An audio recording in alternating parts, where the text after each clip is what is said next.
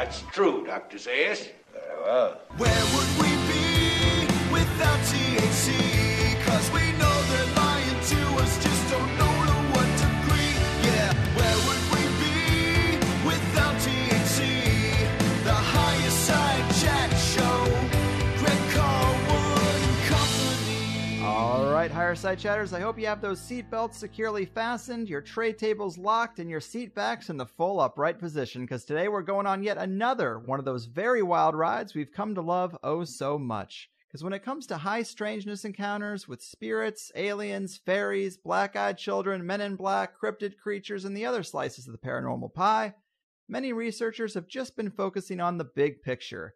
They try to take everything in and come up with grand unifying theories, and if you ask me, there will always be odd experiences that don't fit whatever box you try to put them in. That just seems to be the slippery, tricky nature of these things. But researchers like today's returning guest Joshua Cutchin have instead honed in on cases that contain very specific threads and found that sometimes the smallest details can contain the biggest clues. His last book, of course, was called A Trojan Feast, focusing on the presence of food and edible exchanges in these encounters, and he's followed it up now with a new book called The Brimstone Deceit, an in-depth examination of supernatural scents, otherworldly odors, and monstrous miasmas, which clearly covers the sense of smell in these cases. And who doesn't like a party with a theme? So let's get this one started. Josh, my man, welcome back to the Higher Side. It is a great pleasure to be here, home of the best damn intros on the internet. You always do such a good job with those. Well, thanks, man. I do try, but I appreciate what you do so much more. Loved having you on last time. Really enjoyed this book as well. And I actually came away learning quite a bit of practical information about the sense of smell, even among all the weirdness. And I really started to think about just how much we take smell for granted when it's really quite important and somewhat mysterious. So to get us warmed up here, tell us a bit about smell itself, the mechanics of it, and maybe why you took this smell-based approach to weirdness. I'd be happy to. You know, it's one of those things, as I was doing research for this, I became more and more fascinated just by the history and the sociology and the psychology and all the different aspects of olfaction, as it were. And, you know, it's one of those things that I had noticed a long time ago, is that there are certain common elements in a lot of paranormal supernatural phenomena where there tend to be similar odors that are noticed. And it's one of those things where people would, you know, make a note of it in a book or something, maybe dedicate a chapter to it here or there, but no one ever really took the time to roll up their sleeves and get in there and try to write a long form book on the subject. So I felt like in order to really do justice to that particular topic, I had to take a deep dive into, you know, exactly what we know about science as it stands, you know, today. Mm-hmm. And it's surprising to me how little we know. It's one of those things that's sort of like sleep. Like, we understand why we need to sleep, and we understand that we need it, but we don't understand exactly why it happens.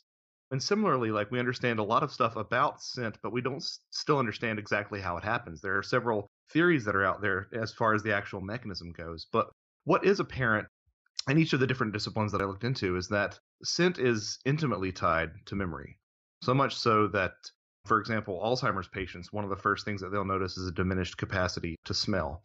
And it's not only tied to memory, but it's also tied to involuntary memory. So not necessarily the ability to always remember, but the inability to forget, if that makes sense. Mm-hmm. So if you ever encounter an odor that made an impression on you earlier in life, and most odors do in some form or fashion, certain memories and certain emotions even associated with that odor will immediately be triggered. Scent is one of the first senses that comes online in newborn babies. And it's intimately tied to our limbic system. So it's like this knee-jerk reaction. And, you know, when you're interested in these sort of topics of, you know, manipulation and of deception, it seems like it would definitely be a nice back door for some sort of intelligence, or even, you know, on a more mundane level for, you know, earthbound organizations to sort of use this as a source of manipulation. Yeah, that was going to be one of my first questions for you, because the title of the book, The Brimstone Deceit, I mean, deceit implies some kind of trickery. And I've heard you say in other interviews as well that it's a sense that's ripe for deception. I guess, do you think that's a primary way that smell is used in a lot of these strange encounters? I would argue that it is, just so everybody knows. And I try to make it a point to say this every time I talk about the book. The Brimstone Deceit sounds like some sort of conservative Christian, Robert Ludlum maybe, or some sort of very biblical Dan Brown novel. Yeah, that's not what it's about at all. We can get into exactly why it's titled that later. So, yeah, it does seem. I mean, if you look at a lot of paranormal phenomena in general, there is this underlying tricksterish aspect, which I'm sure anybody who's familiar with it has run across in the past. And the fact that scent can so clearly and pointedly shape our emotions and our perceptions, I think is suggestive that this is possibly something that is being used to deliberately impart, is being used deliberately for manipulation. One of my favorite anecdotes that I came across in the book was this account of a small sort of wave of terror that went through this small Colorado town of a spirit that was supposedly prowling the streets. And it was interesting because about half the people said that the spirit smelled like flowers and looked like a beautiful woman, and half the people said that it looked like some sort of monstrous elephant and was shooting fire and the smell of brimstone from its trunk. So I think that, our expectations can be shaped a lot, or have the potential to be shaped, by the way that things smell. And if there was an intelligence, be it extraterrestrial or spiritual or interdimensional or any of those things, it would make sense that this would be just another arsenal, tool in the arsenal, rather, in order to manipulate us to their own ends. Yeah, I mean, I fully agree. And so in this book, you really break things down into 3 categories. You got spirits, aliens and UFOs, and then cryptids and other animal-like creatures. And of course, we know that plenty of these cases are going to blur the lines a bit, but smell-wise, can you break down some of the commonalities that pop up within these categories? Absolutely. So one of the reasons that the book is called The Brimstone Deceit is because probably the most common supernatural smell across all those, that spectra of phenomena that you mentioned, is the smell of sulfur-oriented smells, the smell of brimstone. I would hesitate to call it a majority of smells, but I would definitely say a plurality of paranormal smells fall into that category. Now, looking at that, you sort of have to parse out exactly what that means because, believe it or not, pure sulfur does not smell. Sulfur only usually smells when it's burnt or when it's in certain compounds. But sulfurous smells in general comprise the lion's share of what you run into in these paranormal accounts. Beyond that, you'll find recurring themes of combustion a lot of times. So certain entities and things will smell like smoke. One of the most common ghost smells is the smell of smoke, but interestingly enough, one of the most common smells in alien abductee encounters is the smell of burning hair. So you again have this combustion motif that sort of rears its head. Floral smells are not uncommon. You find those in hauntings where there's allegedly a female spirit. You'll also find them in some early contactee literature. Then you have animalistic smells that you run into with Sasquatch and stuff. And then you also have this sort of minor motif of ozone occurring every now and then. After exorcisms, people claim to notice the smell of ozone, and supposedly ectoplasm manifested in seances smells like ozone. And shouldn't be any surprise to anyone who really follows UFOs that ozone is something of a minor meme in terms of UFO smells. It crops up quite frequently. So it's interesting that there's a constellation of odors that tend to rear their heads time and again in these different phenomena, which to me implies that there's perhaps some sort of, if not shared origin of these experiences, these phenomena, perhaps shared methodology between the phenomena. Yeah, I think that's a great little overview. And something that did sort of surprise me that you've kind of mentioned beyond just the smell of sulfur is that female spirit entities often have a flowery or perfume-like smell, and male spirits tend to smell like smoke, which is interesting. But, should we really be assuming gender in 2017, Josh? Well, as much as I like to take the piss out of stuff like that, it is interesting because it sort of comes back to this idea of being manipulated, this idea of our expectations being formed by getting these sort of odors, noticing these sort of odors in these encounters. If you take something like, for example, smoking, it was just as prevalent among both sexes during a lot of the time periods that supposedly a lot of these hauntings come from, the 19th century or whatnot. And similarly, on balance, cologne has been used since antiquity. And yet, whenever people smell smoke in a haunting, they go, "Oh, it's it's the spirit of a man." Or they, whenever they smell some sort of pleasant smell, they say, "Oh, it's just, it's the spirit of a woman who, is searching for her long lost lover," or something like that. So I can't help it. I mean, maybe it is that simple. Maybe it is that cut and dry. But if there is a possibility that something behind the veil would wish to impart some sort of, gender-based assumptions upon a witness, it would make sense to use those things because of the way that we frame them in our culture. Mm-hmm. Yeah, and even when it's not deception on the part of the entity itself, I mean, smell seems to be kind of an area where people's personal testimonies, I would think, wouldn't be quite as accurate as what they see or feel, wouldn't you say? Yes, it's quite difficult. I mean, so people will talk all day about, certain problems with eyewitness testimony, even in something as mundane as a car crash. But, smell is even more rife with some problems. And that's one of the things that was difficult to chip away when writing this book. There is a phenomena that olfactory scientists talk about quite often, which is called the tip of the nose phenomena. It's sort of a play on the term tip of the tongue, where you can't quite think of a word, but you know what the word is. Well, similarly, people will be able to identify an odor more than they can actually put words to what that odor is. Mm-hmm. So you do run into things like people saying, "Oh, it smelled like, I saw the UFO depart and it smelled like lightning." Well, lightning doesn't have a smell, but lightning creates ozone. Specifically to the trends that I noticed in the book, people would often say it smelled like sulfur. Or it smelled like brimstone. Well, again, as we said, brimstone, sulfur doesn't really smell unless you burn it, and that's actually sulfur dioxide, or unless it's present in decomposition, and that's hydrogen sulfide. So you have to sort of look for other context clues that people tend to include and lump in there. So if someone were to say, it smelled like sulfur, like a rotten egg, well, that definitely means hydrogen sulfide, because wherever there's decomposition of organic material in the absence of oxygen, that's hydrogen sulfide. So it's really more about trying to get to the heart of what people mean rather than what they say in a lot of these encounters. Well, decomposition of organic material is such a key phrase. I mean, that's kind of the point of examining things from these kind of side angles, is trying to get insight into the big picture. I mean, what kind of clues does this sulfuric smell give us into situations of paranormal encounters? I mean, it must mean something. The decomposition of organic material seems like a key phrase there. Yeah, I mean, it's interesting. If you try to find some sort of overarching theme to a lot of these different odors, you sort of become stuck on the idea of entropy. A lot of people describe decaying odors, like Sasquatch smelling like rotten meat, or sulfur, again, is one of the compounds that are released when there's organic decomposition. Burning and combustion are similarly, entropic phenomena as well.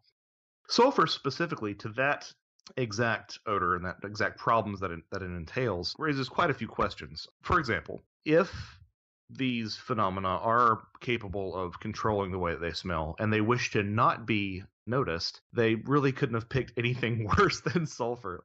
It's mind-blowing. Like, I had to sort of rein myself in, because when I was writing this, I kept on finding these interesting things that I could have just written a book on smell about, because some of the stuff I found out about just human smell and the way that we interact with olfaction is really fascinating. But to the point of sulfur, we are more sensitive to sulfur compounds than just about any other compound, olfactorily speaking. I mean, that's the reason that household gas smells the way that it does. Household gas is actually odorless. Thiols, which are sulfur compounds, are actually added to the gas to provide us a warning, because the detection level for these compounds is so extremely low. My favorite example that I like to talk about is hydrogen sulfide, which again is that rotten egg smell. It's probably the most common of this sulfur smell, is this rotten egg sort of odor. And we are sensitive to our detection threshold for hydrogen sulfide is 2 parts per billion. And to put that in perspective, if I took an ink dropper and dropped it in the back of a semi-truck carrier filled with water, that drop of ink would be twice the concentration of 2 parts per billion. So, wow. Yeah, it's I'm sorry, 0.05 parts per billion, not 2 parts per billion. Yeah, it's fascinating. We're fascinatingly sensitive to hydrogen sulfide. That's wild, man. I mean, this kind of built-in susceptibility to the sulfuric smell and its association with spirits is pretty odd. It might be a clue. It's interesting from a developmental perspective, evolutionary perspective, isn't it? Well, to be fair, hydrogen sulfide, which we can detect at, that 0.5 part per billion, is a very toxic gas. theoretically any gas that you get more of than oxygen can be toxic, but hydrogen sulfide is something that is actually quite dangerous and has been linked to some mass extinction events as well. But, you have to also look at the other things that sort of sensitivity to sulfur compounds allows human beings to do. I mean, it allows us to avoid spoiled food, which might get us sick. It allows us to know when, an aspect of our particular biome might be contaminated with something like feces or a corpse or something. So it's more about preserving hygiene in humans than anything else. That's fair. And let's step back to UFOs smelling like ozone. Ozone is a smell. I don't even know if I could identify that smell, but is it different enough from sulfur that it could almost suggest we are dealing with two different categories? Well, there's a real problematic history between ozone and sulfur. Ozone is one of those smells that I don't think anyone knows until they recognize it, but they don't realize that they recognize it, I think is the best way to put it. There's a contentious history between sulfur and ozone specifically. So in terms of classical literature, ancient Greek literature, it was thought that the divine would hurl, thunderbolts from the sky, and the resulting smell was that of sulfur. Nowadays, we know that's ozone. But this connection was so close that the terms for the divine and sulfur were actually linked. Theos in terms of the divine, and theon in terms of sulfur, which is where we got that term thiol that I mentioned later.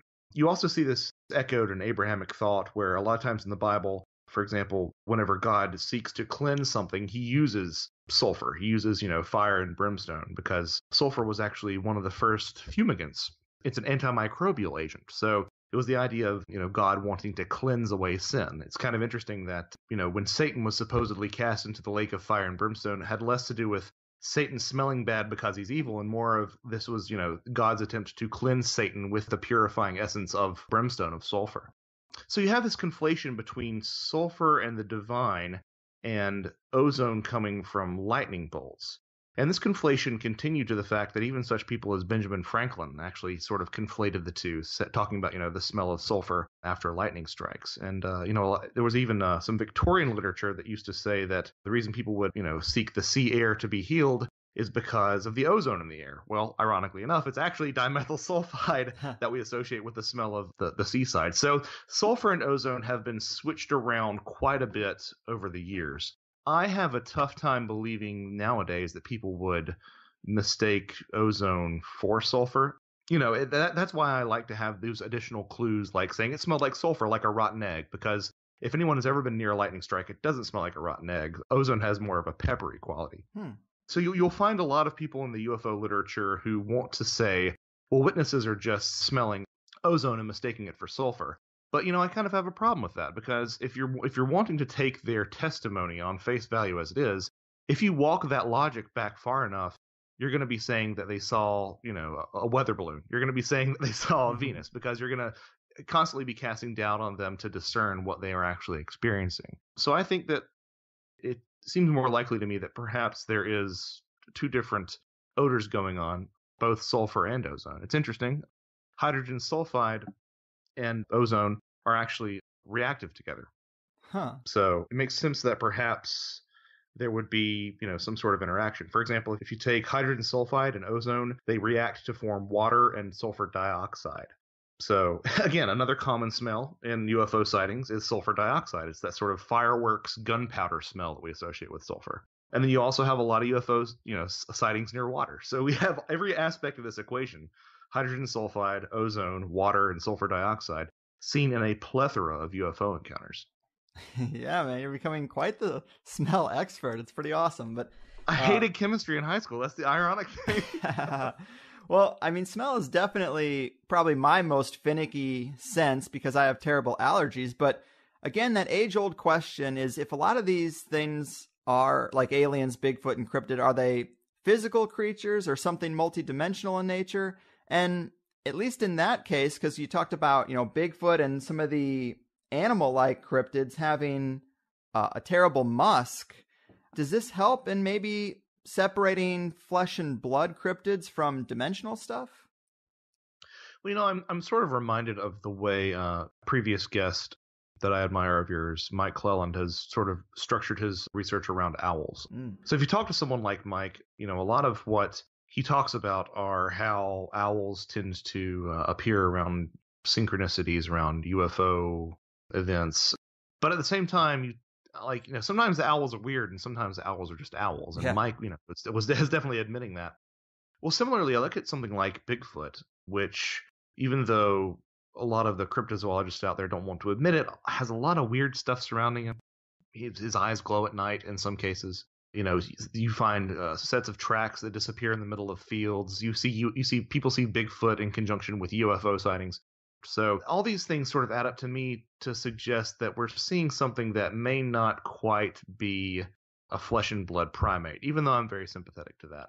But what's interesting is if you look at the sorts of smells that are encountered in these run-ins with Bigfoot, they tend to roughly line up to being more sulfurous smells or more, non-organic sort of smells when a Bigfoot is seen in some sort of high strange capacity. When Bigfoot has glowing eyes, when Bigfoot seems impervious to gunfire, that's when you get these odors that aren't like animalistic odors. And when, Bigfoot seems like a giant monkey running around the woods, that's when you get people saying, oh, he smelled like ammonia, or he smelled like urine, he smelled like wet dog, he smelled like skunk, et cetera, et cetera. So perhaps we have some sort of phenomena that, not unlike, Mike Clelland's owls, is using the sort of iconography of a flesh and blood animal for whatever reason to sort of present itself to witnesses on some occasions.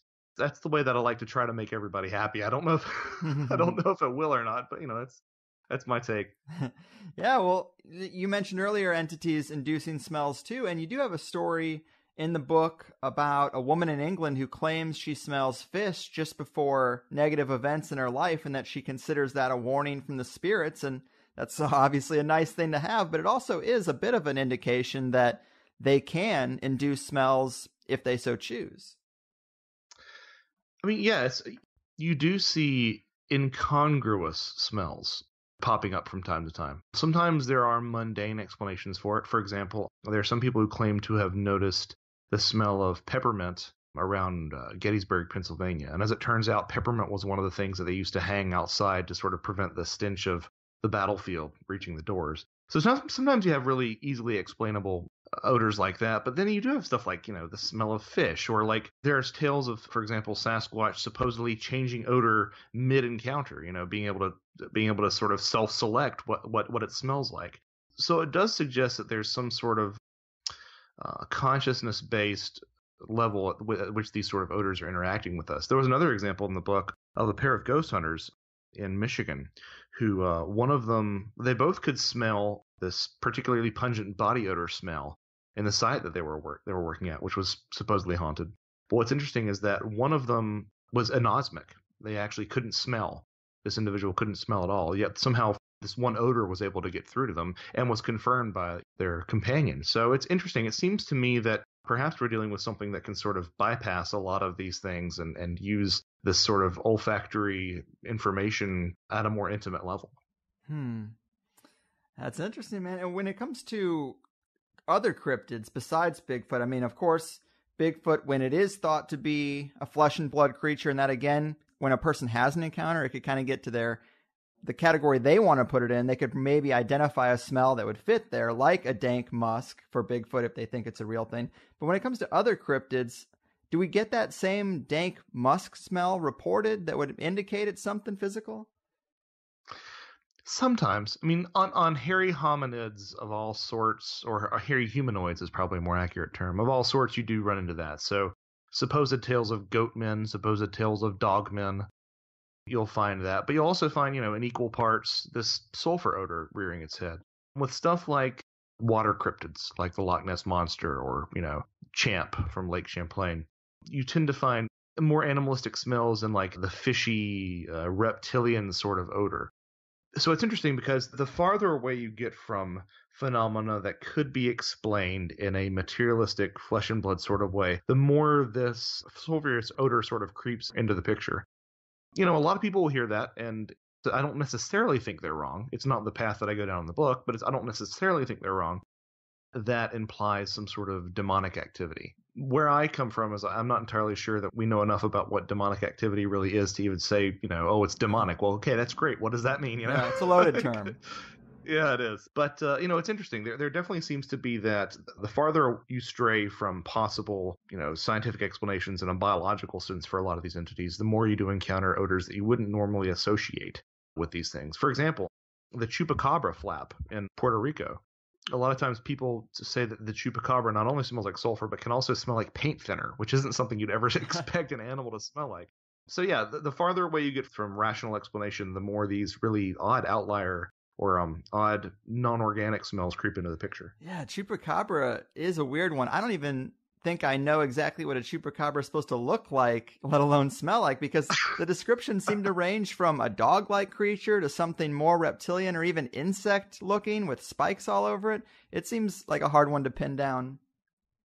Yeah, it's kind of interesting. The chupacabra in its current incarnation didn't really, so there was vampiric lore in Puerto Rico, but it didn't really completely congeal in the way that we think of the chupacabra until the 90s in Puerto Rico. And it was originally depicted as basically like a little kangaroo-legged gray alien with spikes along its back. Yeah. And it would, run around exsanguinating livestock, specifically goats. Chupacabras, the sucker of goats is what it comes from. But unfortunately, sometime, I suppose around 2003, 2004, someone shot a canine with mange in Texas. Yep. And saw some pronounced canine teeth on it and said, oh, it must be, this must be the chupacabra. So now people will refer to chupacabras as being these sort of dog-like creatures that are found in the Southwest. It's interesting, that a lot of these things that are being shot in the Southwest and being claimed to be chupacabras don't quite line up to coyote or domestic dog or coyote domestic dog hybrid morphology. It's interesting to note that. But in terms of its connection to the Puerto Rican phenomena, yeah, in name only. But, let's go ahead and pursue this a little bit. These Texas blue dogs, it's interesting. Some people have claimed that perhaps there's some sort of mutational factor impacting these dogs on an embryonic stage, and they're actually citing sulfur dioxide emissions from coal plants in South Texas. Huh. Again, sort of a tangential sulfur connection there. Even though the blue dogs don't smell, there's still that sulfur connection that you can look for if you look hard enough. Yeah, man. And I also love this other slice of sightings that I guess could be called phantom animals, or these big black cats and big black dogs. Things you see at the crossroads, which is a real provocative subject to me. They say if you perform certain rituals at the crossroads, you go there the first night to do the thing, you come back the second night, and it's common to see some phantom animals lurking around. And if that doesn't scare you out of coming back the third night, then you meet the man himself, and you can make some type of deal to be able to play guitar or, whatever you need. Yep. But again, that sulfur smell comes up in some of these cases, which helps to indicate it's not some type of hallucination, that there's something happening in these instances. Yeah, that's the other thing that I found really compelling is, I'm definitely one of these people who thinks that there is some sort of objective reality to hallucinations, quote unquote hallucinations that are seen in altered states. I think it's like dreams. I think that sometimes you have big dreams and little dreams, and your little dreams are like, I was walking down the street and a dog came up to me and shook my hand, and put a cream pie on my head, just silly nonsensical dreams. I think sometimes there are big dreams that are profound, that say something, that have some sort of that sort of bump up against reality a little bit. Mm-hmm. And similarly, I think you have little hallucinations and big hallucinations. I think sometimes some of the things that people see in altered states are completely inconsequential, silliness, and they're byproducts of the brain. But sometimes I think there's legitimate entity encounter in those states. What's interesting to me is that hallucinated smells are not often, if ever, encountered under the influence of psychedelics, for example. Yeah. You do find it as, as a neurological disorder, but you don't find it as something that is produced as what we would, assume an hallucination to be. So it implies that as weird as these things get, and as far out as I would like to suggest the reality of these things are, there is an objective component to what they are. Mm-hmm. Yeah, man. And you mentioned water monsters a little bit earlier, and something that I thought was weird in the book is people refer to them as smelling like a snake, which I don't even think is a smell I could identify either. It's interesting. Have you ever been to a pet store that specializes, a herpetological pet store that specializes in reptiles? I'm sure I have at some point, but not really that I recall. Yeah, well, if you want to find out what a snake smells like, just next time you see a reptile pet shop, like just go in there and you will not forget it because it's a nasty smell. Again, it's one of those things when you look at the way that people try to describe it, they tend to compare it to other things that it doesn't really quite smell like. People will say, it's skunky. They'll say it's, musky, or they'll say it's musty, which are, terms that are really problematic in a completely different way because you normally associate must with dust and musk with animals, but at the same time, you have male animals who are in must who are releasing musk. So it's this complex thing. But whenever people try to explain that, like something like the smell of reptiles, in the case of these water monsters like Champ from Lake Champlain, they really do tend to grasp at straws, which makes the whole thing, more difficult to parse out exactly what they mean. So, a lot of this is best guess. Yeah, and it's kind of funny. It reminds me of a Lewis Black comedy bit where he talks about marketing in foods. And he talks about the word tangy. And he's like, they use this word tangy and it doesn't mean anything. It's kind of a bullshit thing that marketers made up. And kind of terms like musty, weird smells have kind of that same quality. Yeah. It's like there's common words we use for them. But when we get down to it, it's like, well, those are kind of odd descriptors. Yeah, and it's sometimes they're accurate, but what they could possibly mean is it's a really wide margin. Yeah. So, and also, obviously, you have a lot of great encounters with cryptids peppered throughout the book. Is there a particular cryptid story that you like that you could tell us about? Oh, man. The primary part of this book is dedicated to spirits, which I say spirits because, I wanted to lump demonology and, supposedly encounters with Satan and stuff in there too. UFOs and Sasquatch. But, there's an entire last chapter that's just sort of the catch-all. And I think one of my favorite cryptid encounters from that would have to be some of these really, really strange cryptids that people see, like flying cryptids. Yeah. It's something that, it's easy to write off Sasquatch as perhaps, some sort of relict hominid, or it's easy to, supposedly say that maybe, Nessie is a plesiosaur or something.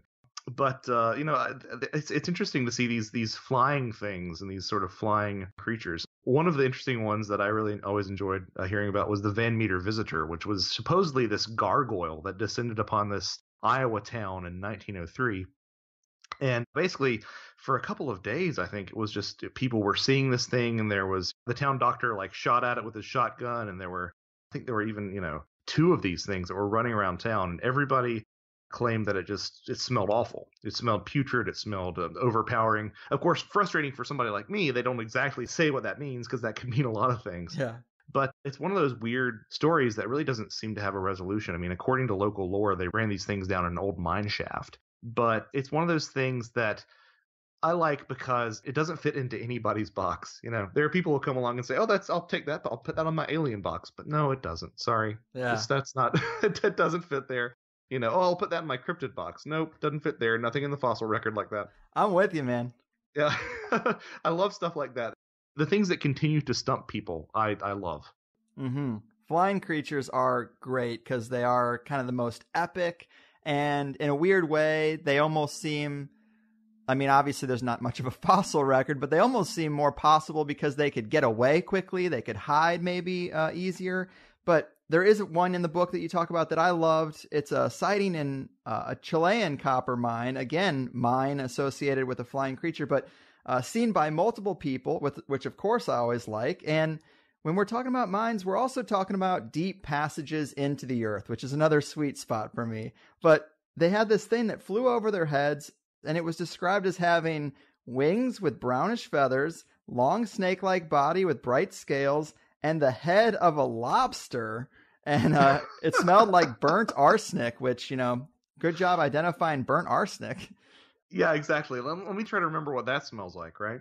Yeah, I love that. That's another one that I love because it is one of those things. The ufologists will come along and grab those and try to throw it into the UFO basket. But I think, if it was a spaceship, I think people would have been more inclined. This was like 1868, so the ideas of Jules Verne and dirigibles and things like that, they're kind of in the consciousness. And to say that like it had the head of a lobster, it's just it's wonderfully, and like apparently it was a lobster-headed flying snake with thick hair and these brownish feathers, and it was Chilean copper mine that it appeared out in front of, and people thought it was the devil.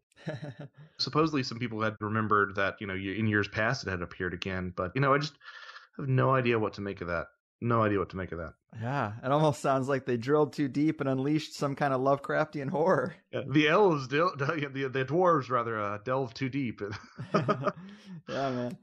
I just love that one. And, there's other flying dragon-like sightings in the book, too. I always thought dragon stories were interesting because they're so cross-cultural, and they could have possibly been survivors of the dinosaur era. I mean, as out there as that is, we do have a history of an era that was dominated by large reptiles. But what are your thoughts on the category of dragons? I mean, do these sightings carry on today, or do they seem to be like hundreds of years old in most cases?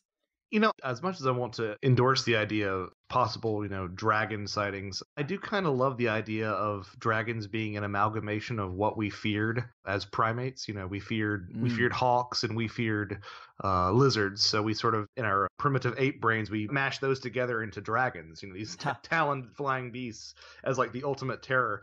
But yeah, I mean, if you look hard enough, people are still seeing things like dragons from time to time. I think Lon Strickler over at Phantoms and Monsters had something just as recently as maybe 6-7 months ago, where somebody, and I think it was New Jersey or somewhere in the Northeast, supposedly saw like this dragon flying through the clouds. One of my favorite stories from the book, because of sort of the direction that it goes in, is supposedly in 1895. Now, of course, these old newspapers you have to sort of take with a grain of salt, but supposedly in 1895, a newspaper around San Francisco mentioned that these children had been frightened by this dragon that was dwelling in an abandoned mine. And if you look at what the kids described, they said that they smelled this musky odor coming off the dragon, and they said that they were gathering poppies. So I kind of wonder if this isn't a thinly veiled. Maybe this was some sort of code for a drug pickup or something. San Francisco poppies, musky odor. Yeah, but you do find these stories, and it's like anything that I talk about. I'm sure that 90% of the stories in this book are garbage. But if there's even 1% of the stories that I have in this book that have some sort of real truth to it, then that's a huge deal. Yeah. So you have to get out your big interesting if true basket and carry it around with you and chuck stuff in there as you go. Yeah, I mean, you might not see lobster-headed flying serpents all the time, but you only need one. Flying spaghetti monsters, I guess. Amen. So to dig deeper into the aliens and UFO category, you do say that a lot of thought has clearly gone into spirit smells, but a lot of science has gone into the subject in the UFO category. Can you elaborate on that? Yeah, so I mean, I love ghost hunters. I know some ghost hunters, and I think that they have some of the best. They have the most easily replicable job in terms of, the easiest wall to climb in terms of proving something, because a lot of people are open to those ideas. Yeah. But at the same time, they have a tendency to take things, and I think sometimes even worse than ufologists, which is kind of a thing that I wouldn't think I'd say, but I think even worse than ufologists, they have a tendency to half grasp a scientific concept and run with it. So I mentioned neurological, experiences. There is a neurological condition called phantasmia, which is the smelling of phantom smells, often associated with some sort of, brain disorder. And it's usually the harbinger of something worse in terms of someone's health coming down the pike. But, a lot of ghost researchers sort of latched onto that and said, oh, phantasmia. So whenever you smell a spirit, it's phantasmia. No. Phantasmia is smelled by one person. If you have 5 people in a room smelling a smell that you can't identify, that's not phantasmia. I don't know what it is. It maybe is some sort of shared hallucination. It may be a spirit, whatever, but it's not phantasmia. But, ufology, on the other hand, has had an interest in UFO smells for some time. There were some articles both in the early MUFON journals and in the Flying Saucer Review publication that really did try their best to break apart exactly what it could mean. Again, this is, a couple of articles that were dedicated to this. I think that somebody should have written this book that I wrote a long time ago because it seems like a good starting point. But you did find some people talking about it. But the best work that I have personally found on the subject is something in more recent years. It was an essay that I believe was completed in 2000. By a ufologist by the name of Antonio F. Rulan. And a lot of what he did was sort of foundational to this work. And he determined that a lot of the symptoms, he was one of the first people to really categorize a lot of the symptoms that people had in terms of the way that the smell would interact with them. Watering eyes, feeling ill, feeling nauseous, these sort of things. And he came to the conclusion that in at least some of the cases that sulfur compounds were indeed at play as well, which, runs counter to a lot of old guard ufology. A lot of old guard ufology felt that there were more, machine-based smells, like the smell of burning hydrocarbons, again, the smell of ozone. John Keel was one of the few people who really said, it smells like sulfur. But yeah, so I have to take my hat off to Antonio on that, because it was one of those things where I'm like, this has got to be, referenced with due reverence in the book because of the great work that he put forward. Yeah, and the alien thing is just so interesting, because last time we talked about aliens possibly being a modern technological skin on the long history of fairy-like encounters. But this book kind of does look at aliens more from the standard ET hypothesis perspective. I guess I'd ask you if the study of smells, did it objectively move the needle for you at all in this question, or are you still right there in the middle?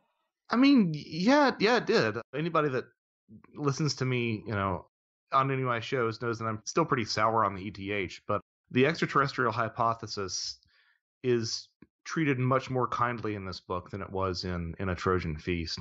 And honestly, like some of the stuff kind of does, some of the stuff that kind of does sort of suggest more of an extraterrestrial solution. Even though I still don't think that's the case, it's opened me up to it. For example, one of the compelling things to me is that meteorites and moon dust are often compared to gunpowder smells. Some astronauts said that, whenever they would return to the lander, that the moon dust on their shoes smelled just like someone had fired a carbine in the capsule.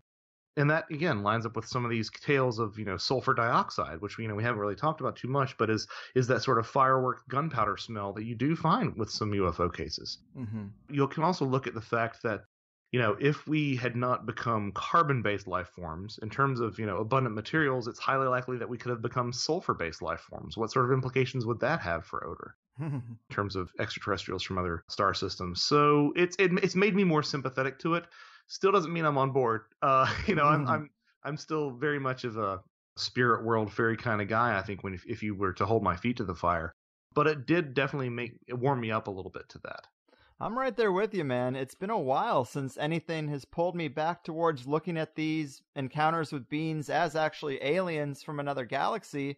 But the data in the book did a little bit. Because when people say aliens smell like ozone or other types of chemicals, it's got to make you wonder, is this some odor related to the crafts they're using? Usually UFOs are described as some kind of electrogravitic technology. Maybe that odor is a byproduct of it, or maybe popping in and out of dimensions or portals, if they're using that for travel, puts off that smell.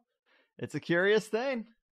Yeah, it's one of those sort of things where if you look at these sort of possibilities that are opened up, it's impossible to really sort of catalog and go down each of those roads. I tried my best to say, okay, well, conventional aircraft, unconventional aircraft, natural phenomena. I think that there's something to be said that a lot of earth flights happen around earthquakes, and people say that a lot of earthquakes release, sulfurous volcanic gases. And then, the extraterrestrial hypothesis, maybe it's that. But, there's only so many hours in the day. You can only devote so much time to each of those different possibilities. And then, who knows? Maybe the black budget world has discovered a way to run, unconventional aircraft on rotten eggs. And they just release a stream of fart across the sky as a chemtrail. Maybe that's something, just stuff that we can't even comprehend could be the explanation for this. So it makes it a little bit more frustrating than I thought it would be to begin with.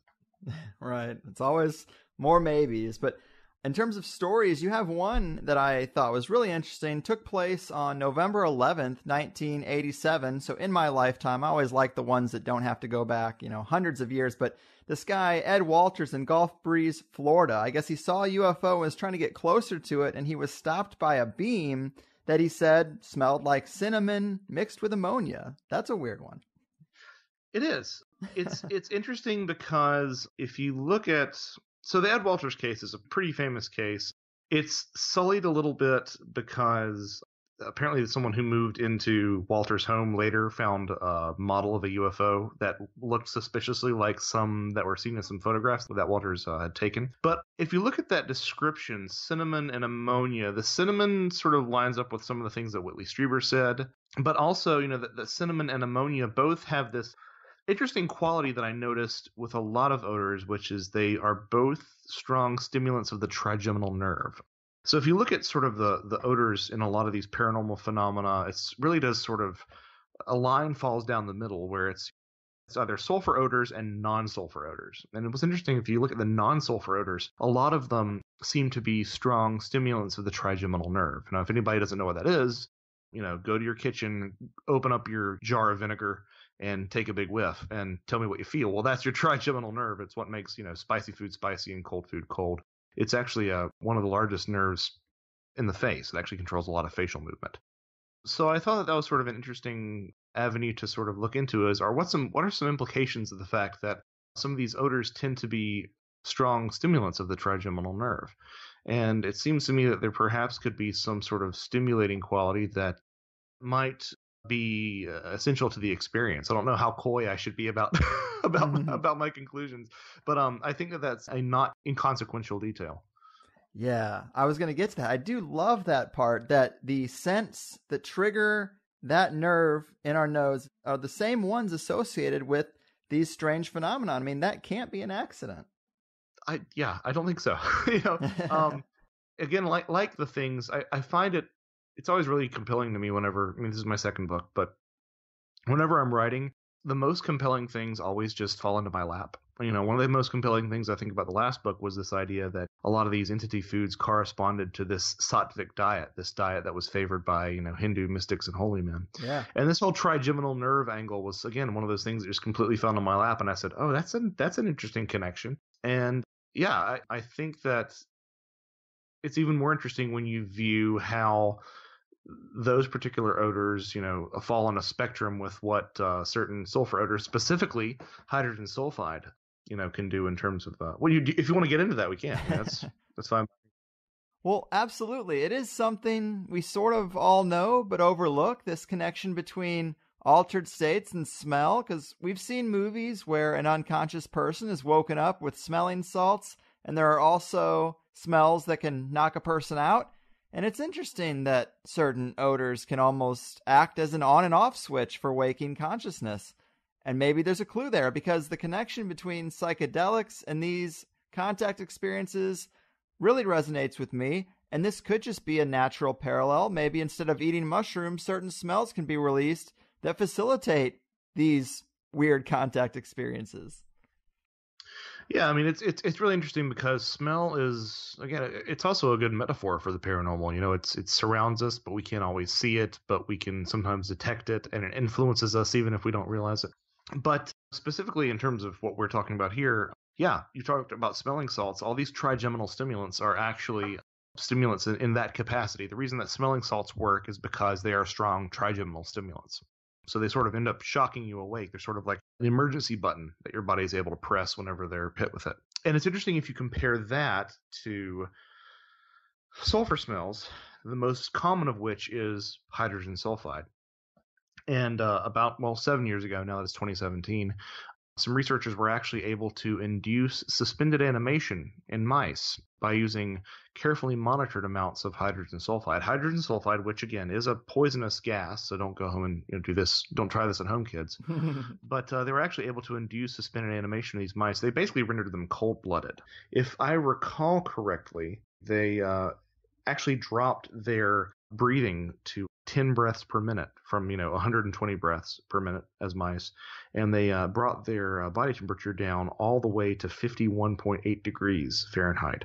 So basically, suspended animation by definition would be an altered state of consciousness. This isn't to say that hydrogen sulfide is a hallucinogen. It's not, which is the reason, again, don't try this at home, kids.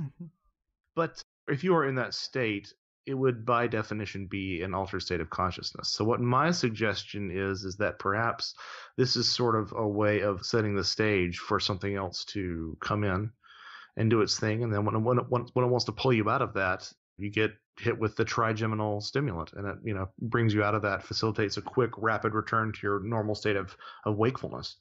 Yeah, I think you're really onto something there. I loved that suspended animation portion because that data is just so interesting. Clearly, there's some relationship that we just don't understand yet. Oh, absolutely. What's fascinating to me is that it's something that, is literally used as a chemical warfare agent. If you're really careful with it, could, possibly be the secret to unlocking, trips to the stars. Mm-hmm. It's amazing that something that volatile can be that useful at the same time.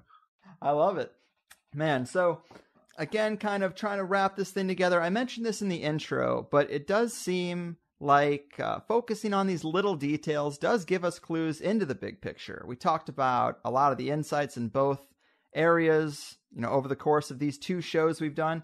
But are there any other ways in which you think about these phenomenon differently after writing these 2 books that you have rather than the way you thought of them before?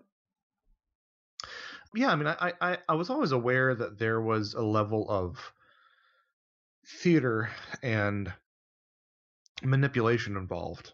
The idea that we are allowed to see these things in a lot of these cases, especially in especially in the UFO phenomena and the ghost phenomena. And I think that's just really been strengthened, but even more so to the point that I think that we're allowed to see it, and things are specifically made to resonate with us because I think we are inextricably a part of these things.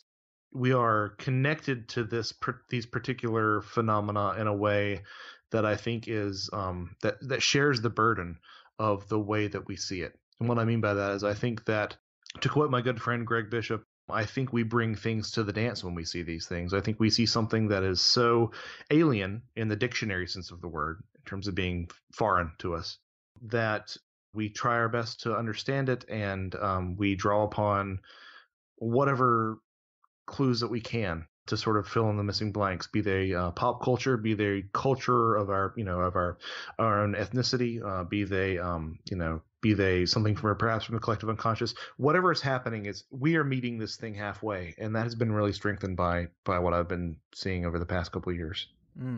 Great point. Right on, man. Well, fascinating stuff as always. Before we go, do tell the people about anything else you got going on, or where they can keep up with you in this mad world. Well, you can hop on to joshuacutchin.com. I keep a list of every interview I've ever done there. I can find links there to both books, A Trojan Feast and The Brimstone Deceit. If you don't want to navigate my website, you can just hop on over to Amazon or Barnes & Noble. It's available. Both books are available in paperback and Kindle formats. A Trojan Feast is actually available in hardcover as well.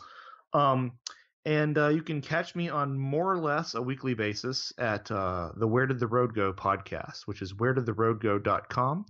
And I'm on there frequently with Red Pill Junkie and Mike Hughes, and Soraya Azkath, doing a bunch of roundtables, and I get a chance to rattle on there. So and I'd like to thank you, Greg, for having me on here. It's always there are interviews that I do where I'm like, okay, I'm going to do this, and I'm just going to find my way through it. And then there are interviews that I actually get excited about, and this is one of those. So thank you for having me back. I really appreciate it. Awesome, man. You are too kind. It is my pleasure. You're the man. Keep doing what you do, and take care out there. Thanks so much, Greg. Take care. There we go, Higher Side Chatters. Joshua Cutchin, the sensation. A lot of people have been asking me to go back to paranormal and cryptozoology, and I do love that stuff, but it's hard to find new angles and stories that most enthusiasts haven't heard before. But Josh, J.C. Johnson, Lyle Blackburn, Linda Godfrey, those are some great episodes, but it is just tough. Mike Clellan and the owl angle was good recently, and Josh's food-based and smell-based approaches are also interesting. Smell does get a bit more vague and broad, but there were some aspects that really clicked for me. The smell of decay and decomposition in certain situations. I guess that might be sort of expected, but it also kind of speaks to the mechanism behind those accounts. Maybe the clues around odor and the abduction experience do actually suggest that it's its own phenomenon. Personally, I've started to think of those things more as occult or magic-based, but I still like to come back to the traditional angle once in a while, because I would never try to be so arrogant as to say I figured it out. I just lean towards long-standing, maybe Earth-based encounters told through different cultural lenses.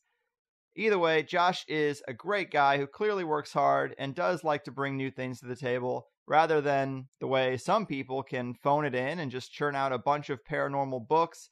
His are both really in-depth. And the suspended animation stuff that we ended the first hour with is really fascinating, isn't it? Of course, smells and their connection to altered states. Also got to get a kick out of that. Kind of weird, because obviously we know we can ingest something or smoke something and reach an altered state, but just an odor. I mean, it's clear when you think about it, but definitely something I often forget. Again, all these sorts of sightings, from goat suckers to lobster-headed angels, I think altered states are a big part of these things. Maybe the endogenous DMT dumps aspect is in play.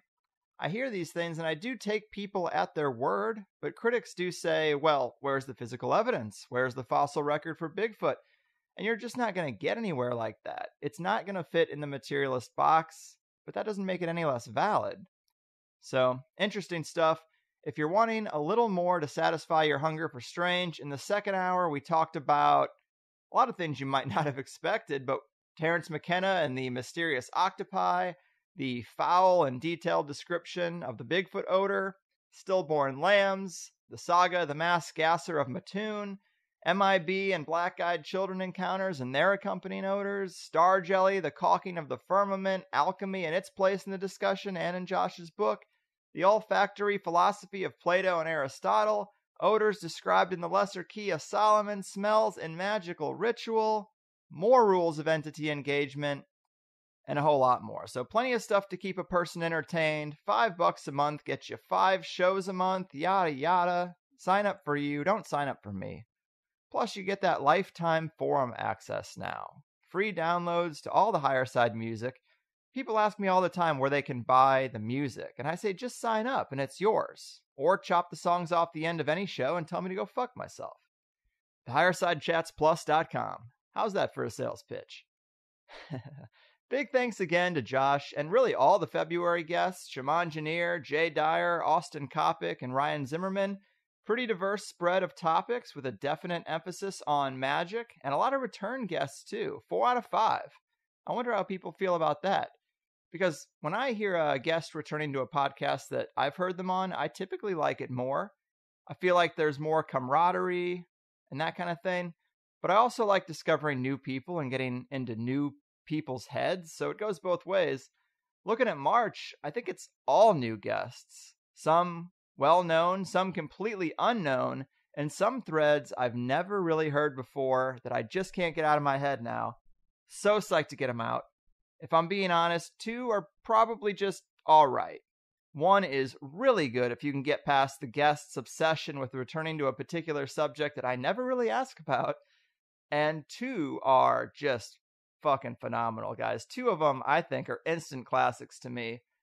So, remember what I said here, and maybe you can decode what I'm saying by the end of next month. Might as well get Plus now so you're locked and loaded. Anyway, I've done my part. Your move, smelly spirits, aromatic aliens, and odorific entities. Your fucking move. Woke up this morning with light in my eyes, and then realized it was dark outside. It was light coming down from the sky. I don't know who or why. Must be those strangers that come every night, whose saucer-shaped light put people uptight. Leave blue-green footprints that glow in the dark. I hope they get home alright. Hey, Mr. Spaceman, won't you please take me along? I won't do anything wrong. Hey, Mr. Spaceman, won't you please take me along the high side? Woke up this morning, I was feeling quite weird. I had flies in my beard, my toothpaste was smeared. I opened my window, they'd written my name. Said, so long, we'll see you again.